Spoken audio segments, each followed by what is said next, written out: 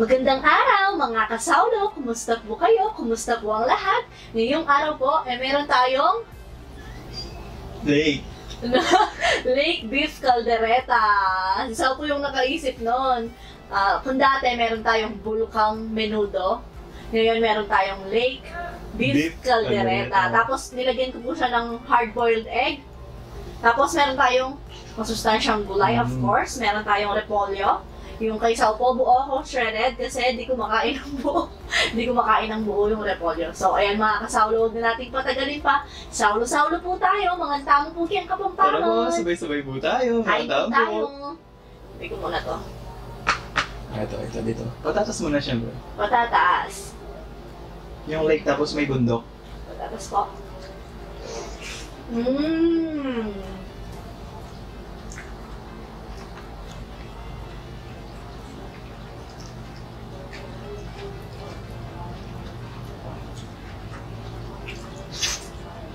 May nag-rosaryo.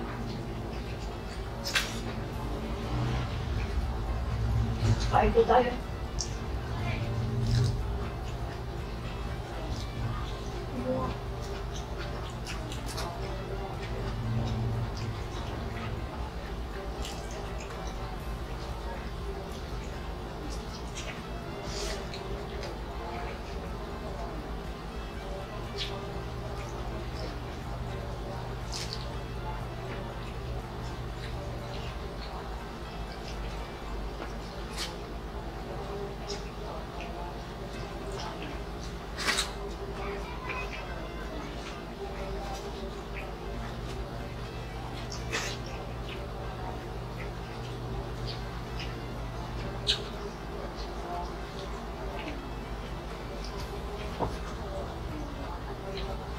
So dami ko na pong nakain na kaldereta. Yung kay Saupo, hindi ko pa po natingnan sa mga okasyon, ganyan.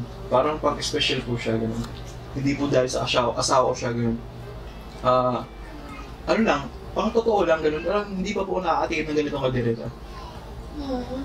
Hindi, minsan, gagawa tayo. I-share natin sa kanila.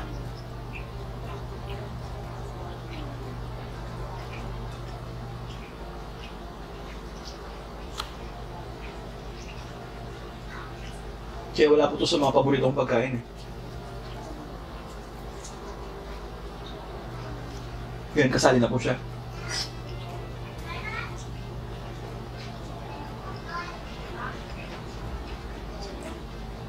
Pero manok.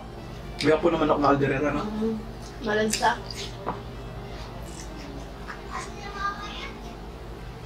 Masarap din, kalderetang kambing. Napakalasa niya.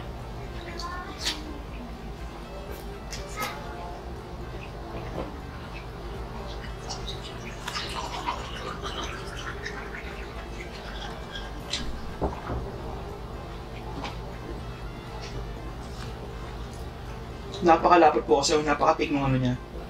Yung sarsa.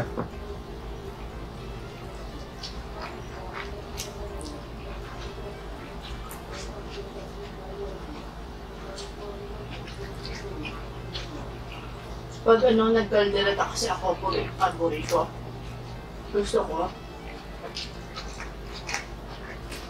Yung sangkap niya talagang todo.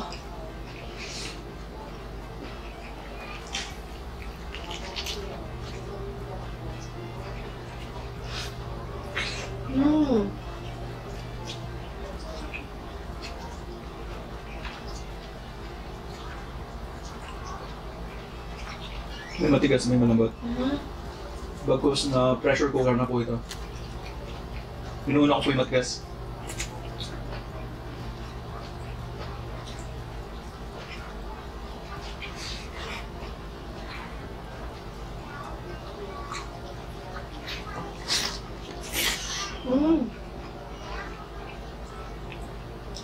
Sarap na may itlog.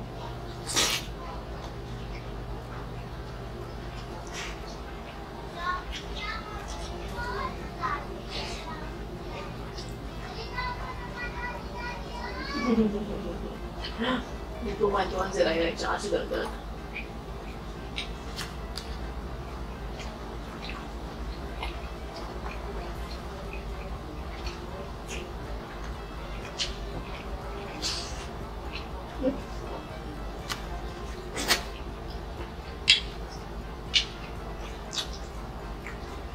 sayo na. Ayoko na.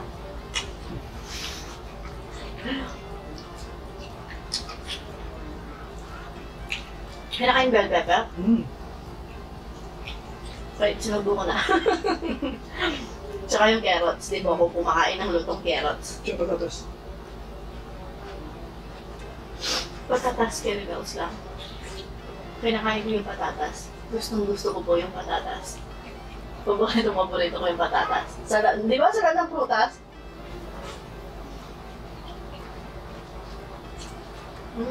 Gulay o prutas? Bakit bahala na? Ano ba sinabi ko? Gulay. Prutas. Prutas sinabi ko. Mali-mali po kasi ako. Hindi, meron kasi tayo nakasanayan na sa atin gulay. Sa iba? Hindi. Tapos prutas pala. Gaya ng kamatis. So, hindi ako masarsang tao. Lipat ko yung sarsa sa'yo, nakasawa.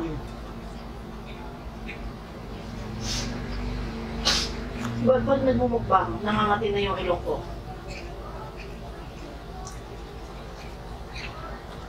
Ito, malambot. Malambot niya.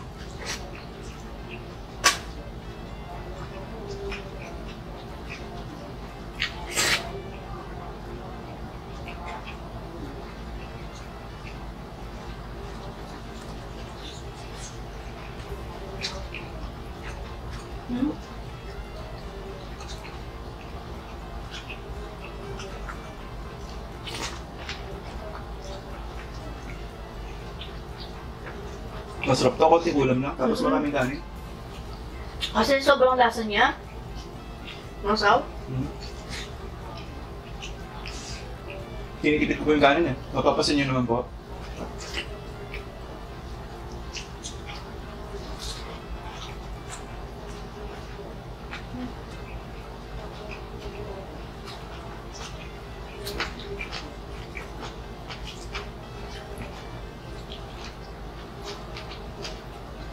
Yung nilulok mo na yung isang, yung pakti niya nandito ba, yung nilulok mo nandito. Naranasan niyo na po yun. Yung parang ganito yung nilulok mo. Yung kilitin niya nasa ano pa ano? Taba. Taba po ng bako.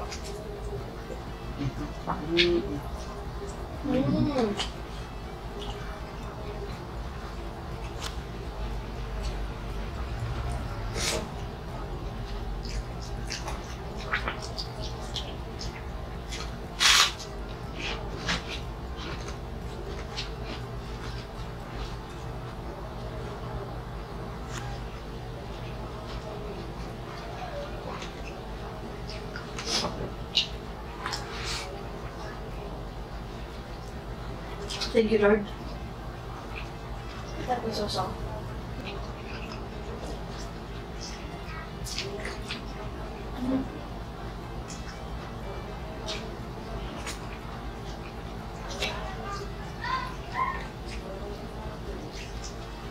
Kaya yung hash brown gustong gusto ko so makasampu ko na sa upuan.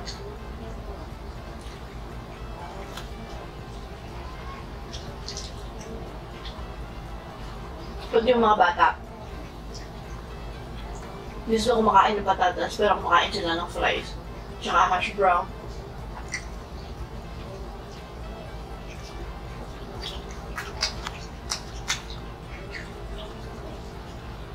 Ito, malambot.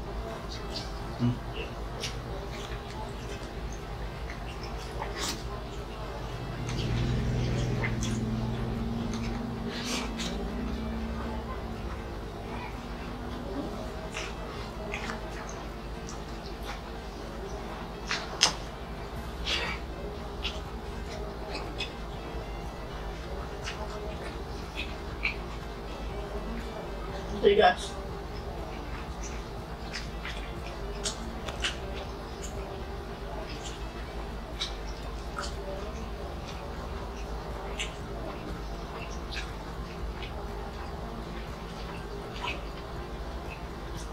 Sarap niya may kanin. Parang ito pala yung unang kain natin ng ganito na nagkanin ako. Mostly gulay na. Gulay.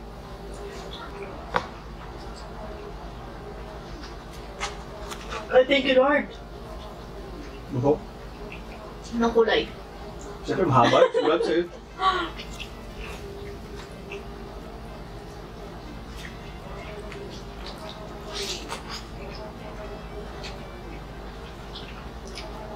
Grabe yung sarap. Siya yung lagkit niya. Pwede yung pampulutan, pwede kong pang-okasyon.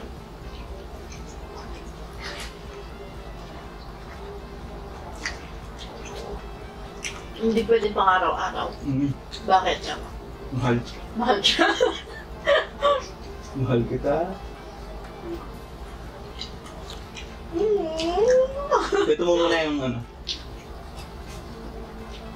No. Mahal. Mahal. Hindi ko pa nakwento yun, ako. Hindi, inom ako.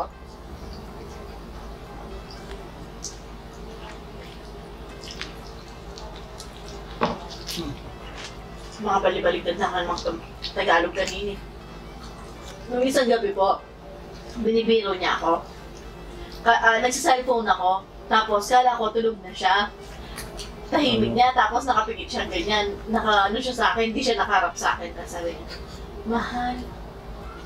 Tapos parang may narinig ako, di ko po siya pansin ng una. Tapos, mahal, sabi niya. Tapos, gumano na yung tenga ko sa kanya. Sabi niya, mahal. Tapos tumayo na ako gano'n. Siguro, ramdam niya yung pagtayo kong gano'n, sasampalin ko na siya, sabi niya. Pagkatapos po ng isang mahal, mahal.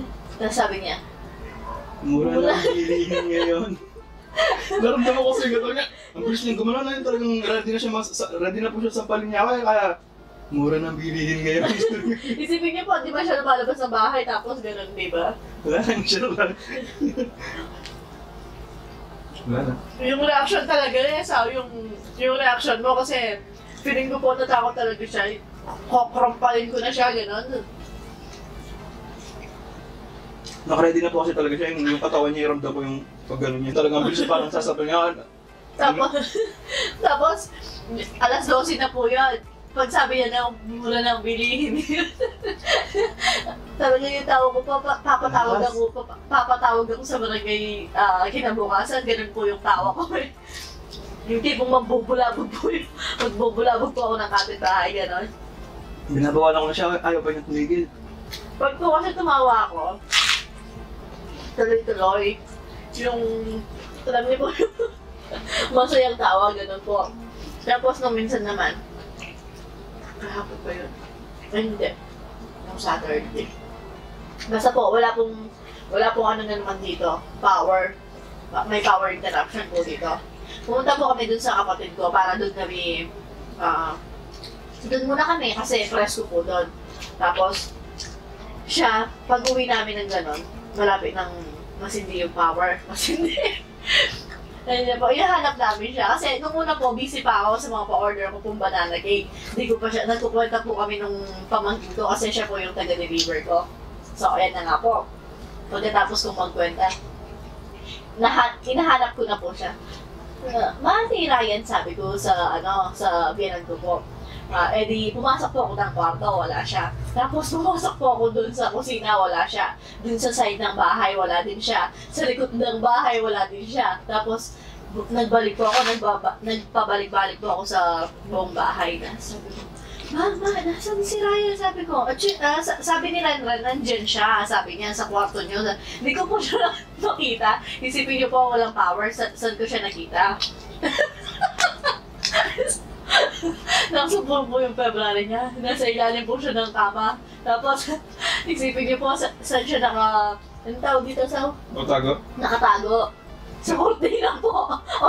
Walang kuryente, walang power, walang blower. Nakatago siya. Nagbalik po ako ng kortina para hindi ako makita. Tapos sabi niya, kalambat na kayong, bakit ko na nakikita ko? Sabi niya, tagal ko kayong hinintay na makita. Parang na po ako magkukulat sa sobrang kita. Kaya pa nila ako hanapin. Grabe, ang tagal kong nakagano'n talaga nahihilo na ako. Ba't di pa ako hanapin ng mga ito? Sabi ko. Kaya busy pala sila nagkwenta. Kwenta nung, ano ba yan? Banana cake. Wala lang, kwento lang. Share lang po namin yung mga kalokohan ni Sao. Paano po sana lalabas ng gano'n yung kung kapag nakahiga na sila? Ngayon na po nila. Nakita ko po kasi parang may balat. Nakita ko po yung bandang sa paanan niya. Ba, sabi ko, kala ko po nakatulog siya doon. Kaya sobrang tawa ko doon eh. Sagat ko, ang tawag doon, halak ko po.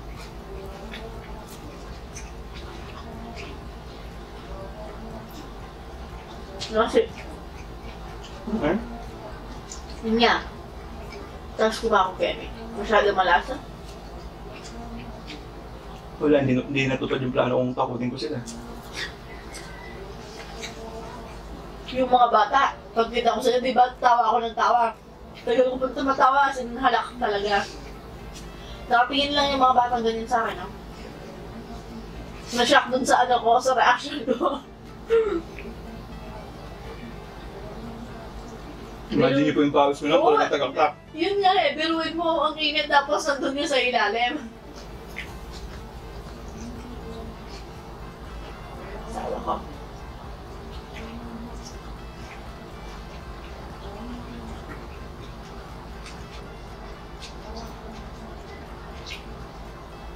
Asawa niyo po ba ganun din? Boyfriend? Kapatid? Ang tigas nito, oh.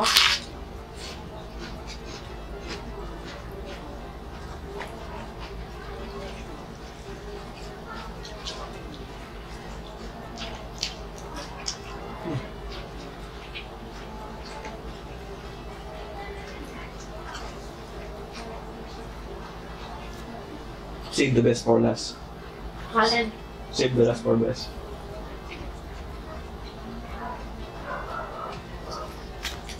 Ito pa rin yung beef caldereta. Malasa talaga siya.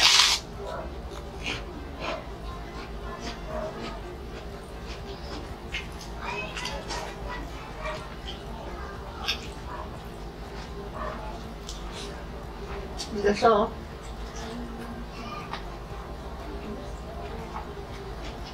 Feeling ko may patcho ako dito. Wait tayo. Hindi, konti na lang sige. Konti lang. Pang-ulam mo lang siya. Huwag mo na ano yun siya. Tiga siya. Sayang.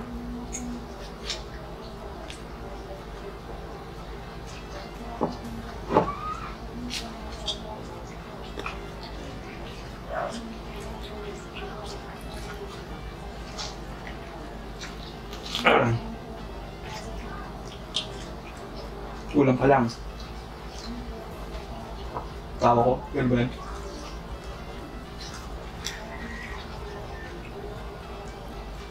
Isa pa. Sige. Huwag na. Kaya. Sayang. Parang bitin yung ulam mo yun, no?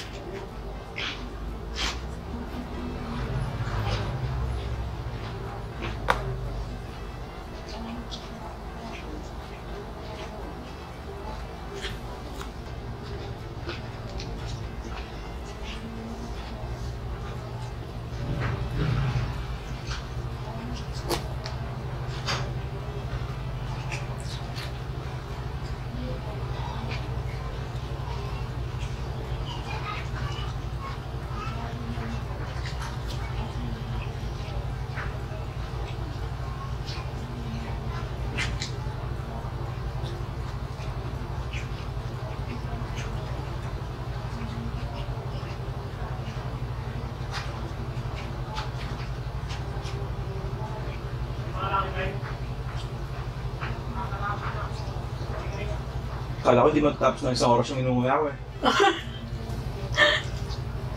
Yung nangunguya ng gulong.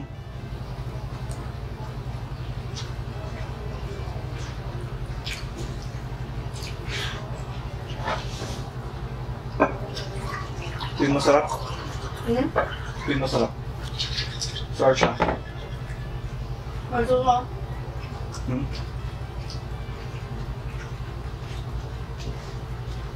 Ayun.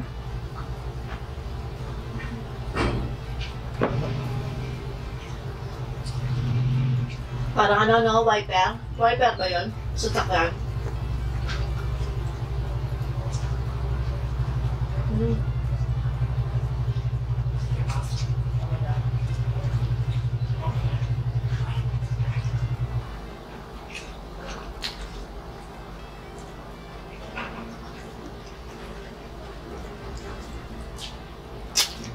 Hmm.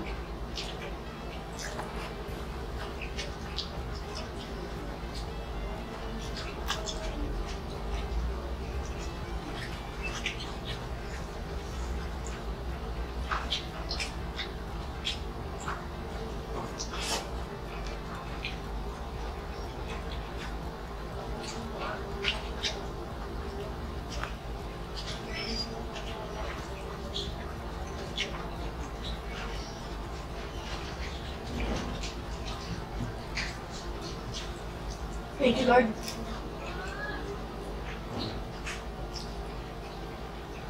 Tapos yung anghang niya, no? Ang saktong-sakto lang sa Mhm. may kick lang siya ng konti. Pinagpawisan ka sa anghang niya. Mhm. Paano kita tubig? Mhm.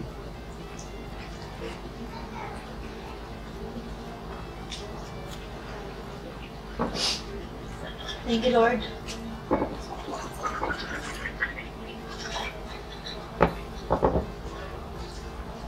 Sabi natin dito ito, mga malagtad.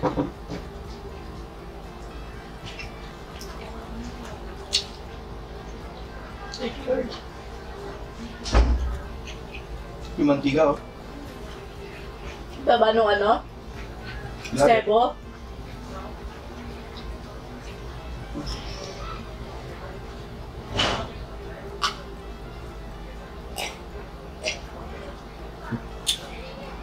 Isa ba? Isa pa? Nabitin eh.